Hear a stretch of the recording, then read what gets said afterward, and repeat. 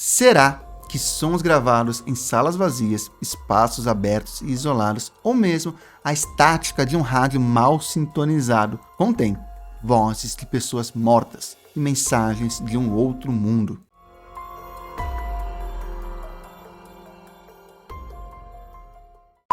Nos anos 20, Thomas Edison, esse mesmo, aquele que inventou a lâmpada, previu que um dia o homem seria capaz de inventar uma máquina para falar com os mortos. Ele não chegou nem perto de patentear tal equipamento, mas despertou o interesse de cientistas e religiosos, principalmente aqueles ligados ao movimento espiritualista. Nas décadas de 30 a 50, ganhou força a ideia de que os mortos poderiam enviar mensagens através de rádios, vitrolas e outros equipamentos eletrônicos. Mas agora, um século depois, o que será que a ciência tem para dizer sobre comunicação com os mortos? Vamos descobrir depois da vinheta.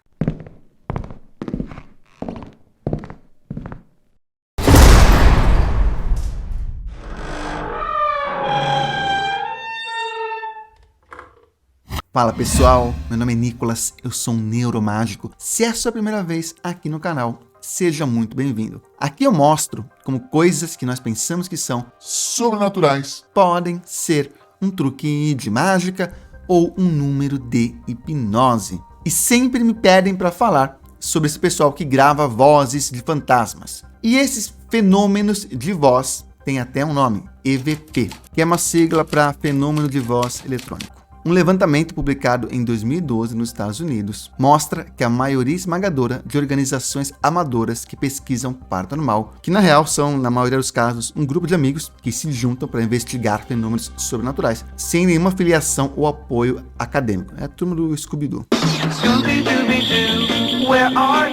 Principalmente nos EVPs como principal evidência. Bom, então eu quero começar contando uma história. Em 1952, o frade franciscano Agostino Ernetti e o monge Benedito Pellegrino Gemeli copiavam cantos gregorianos num gravador de rolo. De repente, a fita arrebentou. Gemeli olhou para o céu em tom de brincadeira e pediu ajuda ao seu pai, que obviamente já havia falecido. Mais tarde, no meio das músicas, escutaram a voz do pai do Gemeli dizendo: "Certo, eu vou ajudá-lo. Estou sempre com você." Chocados, eles repetiram o experimento e a mesma voz disse: "Zuckney, é claro, você não sabe quem eu sou?" Zuckney era o apelido de criança de Gemeli. E ninguém, além dele e o próprio pai, sabiam dessa história. Os dois contaram a história para o padre Pio XII, mas o caso só veio à tona em 1994, pouco antes de Ernetti morrer. Bom, essa história é muito interessante, exceto pelo fato de que é uma história.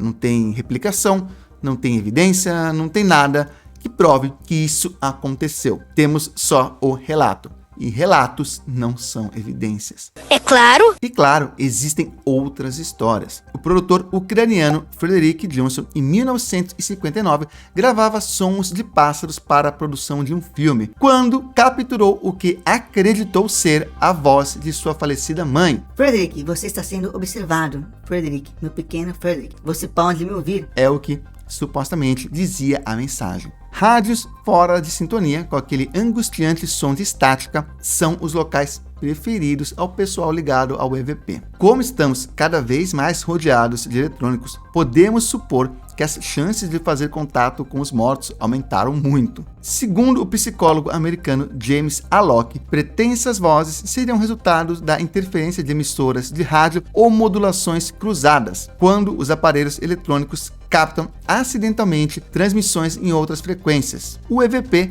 também surgiria de ataques de pareidolia, mecanismos perceptivos que levam pessoas a ver imagens e ouvir sons que não existem. E os cientistas sempre estranham o fato de que as frases são sempre isoladas, como "alô, não estamos sozinhos", sabe? Será que os mortos não teriam nada mais relevante para falar pra gente? Claro que outros fatores também contam, como a sugestão, como explicam os psicólogos Christopher French e Anne Stone em seu livro Anomalistic Psychology. A maioria das pessoas é incapaz de reconhecer as mensagens contidas nas gravações de EVP até que alguém lhe sugira qual frase procurar. Claro, depois que você capta a mensagem, depois que você escuta aquilo, com base na sugestão, é impossível deixar de ouvi-la. Assim como depois que você vê um rosto, na famosa imagem do rosto de Marte, é impossível deixar de vê-lo. Esses são os que eu já falei, fenômenos de pareidolia, que seria a ativação da memória através dos sentidos. Geralmente, os fenômenos de pareidolia acontecem com imagens, quando buscamos padrões em imagens que são caóticas. É o famoso ver Jesus na torrada. Mas também pode acontecer com sons. Segundo os mesmos pesquisadores, quanto mais confuso, fraco ou ambíguo for o sinal, mais nós usamos a nossa imaginação para preencher essas lacunas. É como se fosse uma sopa de letrinhas. Você pega aqueles itens isolados e forma uma palavra. Nesse caso, um som. Uma vez, um investigador profissional foi contratado, ele também trabalhava em casos conjugais. Ele foi contratado por um homem que jurava que a sua esposa estava tendo um caso extraconjugal. E o que levava ele a pensar isso era que, supostamente, segundo ele, a sua esposa falava o nome dos amantes durante o banho. O investigador escondeu um gravador durante o banho e tudo que se ouviu foi o som do chuveiro. Segundo ele, a acústica e os ruídos locais interferiam e alteravam o som. E claro, tem mais uma vez o fator sugestão. E se você está gostando até agora, inscreva-se, ative as notificações para receber mais conteúdo como esse. E para me acompanhar mais de perto, siga-me também no Instagram. O meu Instagram é @neuromágico.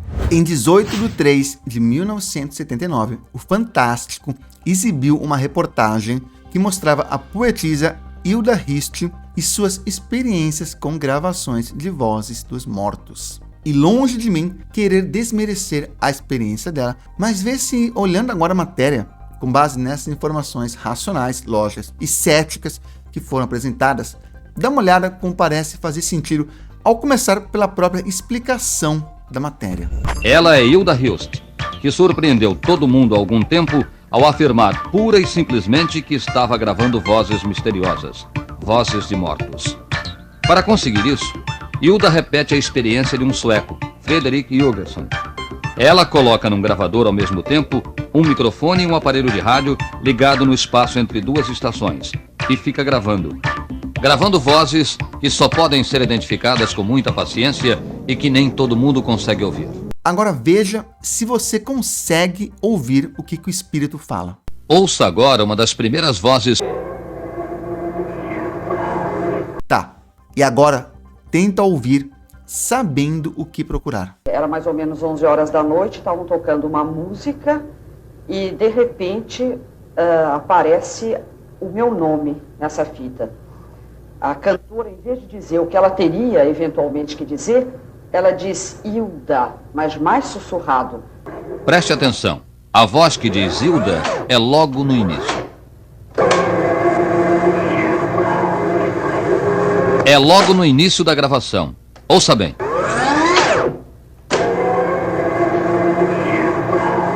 Bom, e vocês devem estar se perguntando, ok, e as pessoas que veem fantasmas, será que tem alguma teoria, alguma explicação lógica para isso? Boa pergunta. Bom, na real tem, e eu fiz um vídeo que é um verdadeiro documentário com 20 explicações para fenômenos alegadamente sobrenaturais. Vou deixar aqui. No mais, continuem seguindo aquele que veio do céu e deixou uma única mensagem para nós, que poderia ser captada em qualquer gravador. Tô falando do ET Bilu, claro.